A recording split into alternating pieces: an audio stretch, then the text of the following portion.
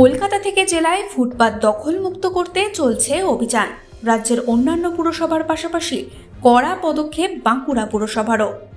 শুক্রবার পুলিশকে সঙ্গে নিয়ে শহরের অন্যতম ব্যস্ত মাচানতলা সুভাষ রোড এলাকার দোকানের বাইরে ফুটপাতের ওপর সাজিয়ে রাখা জিনিসপত্র থেকে শুরু করে সাইকেল সরিয়ে নেয় পুরসভা থেকে।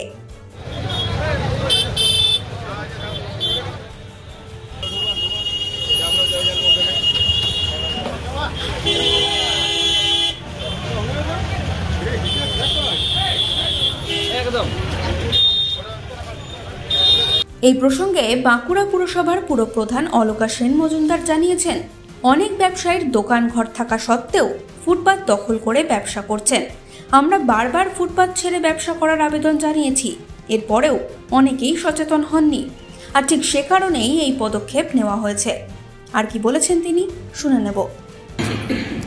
আপনারা জানেন যে মাননীয় মুখ্যমন্ত্রী মমতা বন্দ্যোপাধ্যায় আমাদের জেলা শাসকের অফিসে বিভিন্ন আধিকারিক এবং চেয়ারম্যানদেরকে নিয়ে একটা মিটিং করে একটা বার্তা দিয়েছিলেন যে আমরা কোনো হকারদের কোনো উচ্ছেদ করছি না, তাদেরকে পুনর্বাসন দিয়েই আমরা যে ফুটপাত রয়েছে সেই ফুটপাত আমরা খালি করছি।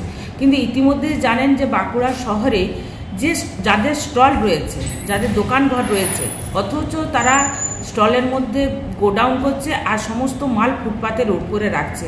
আপনারা জানেন যে আমরা বেশ কিছুদিন ধরে বাঁকুড়া পৌরসভার পক্ষ থেকে মাইকের মাধ্যমে প্রচারও করেছি এবং আমরা নিজেরা পুলিশ প্রশাসন, এসডিও সাহেব, আমরা সমস্ত আধিকারিকরা বেরিয়ে আমরা মানুষকে সচেতন করার চেষ্টা করেছি, মানুষকে বোঝানোর চেষ্টা করেছি। কিন্তু তারপরেও দেখছি মানুষ কিন্তু সচেতন নয়। তারা দোকানের মধ্যের মাল তারা বাইরের ফুটপাতের উপরে রেখে দেওয়া হচ্ছে। আমরা কালকে মাইকিং করেছি যে আপনারা ফুটপাতের উপরে মাল রাখবেন না, সেই মাল কিন্তু আমরা তুলে নিয়ে আসতে বাধ্য হব। দেখুন, এই যে বাঁকুড়া পৌরসভা এবং পুলিশ প্রশাসন যেভাবে আমরা মানুষকে সচেতন করার চেষ্টা করছি, কিন্তু মানুষ কোনো মতেই সচেতন হচ্ছে না। তাই মানুষকে শিক্ষা দেওয়ার জন্য আজকে বেশ কিছু মাল আজকে তুলে নিয়ে আসা হয়েছে।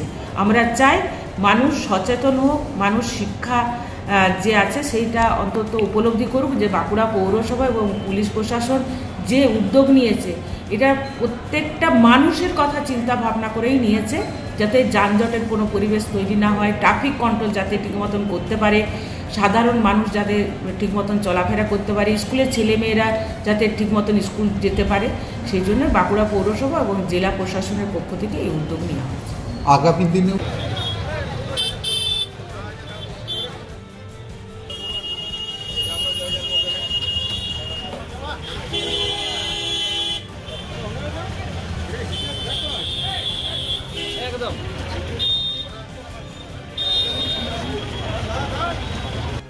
এই সময় ডিজিটাল।